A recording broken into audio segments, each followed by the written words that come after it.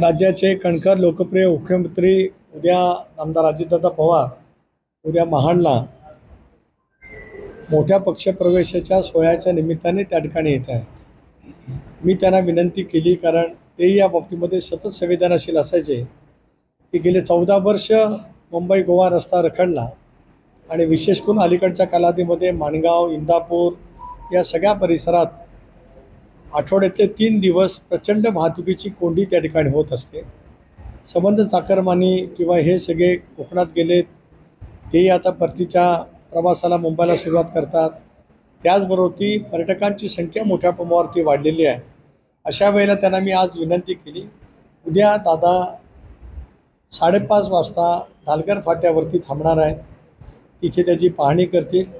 National highway, त्याचबरोबर ती national हायवेचे दोन्ही कार्यकारी अभियंता, त्यांचे प्रकल्प संचालक, त्याचबरोबर ती अधीक्षक अभियंता सार्वजनिक बांधकाम, जिल्हाधिकारी, पोलीस अधीक्षक, मुख्य CO, RTO या सर्वांना त्या ठिकाणी बोलवण्यात आलेलं आहे। थोडा वेळ पाहणी करतील, नंतर आढावा घेतील। त्यामध्ये प्रामुख्याने माणबाजचा बायपास, इंदापूरचा बायपास रखडलेला, त्याचाही आढावा त्या ठिकाणी घेतील। आणि त्याचबरोबर ती माणगावमधल्या आमच्या प्रमुख सहकाऱ्यांनी याला पर्यायी मार्ग जो काही सुचवलेला आहे त्याचीसुद्धा मांडणी मी स्वतः खासदार म्हणून, नामदार आदिती त्या भागाचं प्रतिनिधित्व करते म्हणून ती माझ्या माणगावच्या सर्व सहकाऱ्यांच्या सह तिथले लोकप्रतिनिधी आहेत त्यांच्या समेत दादांकडे मागणी त्या ठिकाणी करणार आहोत, जेणेकरून पर्यायी मार्ग बायपास होईपर्यंत 1-2 पर्यायी मार्ग आहेत।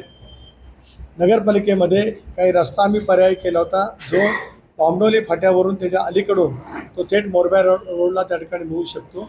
असे जे काही पर्यायी मार्ग आहेत, या मार्गाच्या बाबतीमध्ये सुद्धा दादांनी त्या ठिकाणी आम्हाला निधी उपलब्ध करून द्यावा अशी मागणी आम्ही त्या ठिकाणी करणार आहोत। हे आपल्या सर्वांच्या मार्फत कोकणातील जनतेला कळावं यासाठीच आपल्याला सांगितलं। लोकशाही मराठी ऐका, पहा, जागरूक रहा।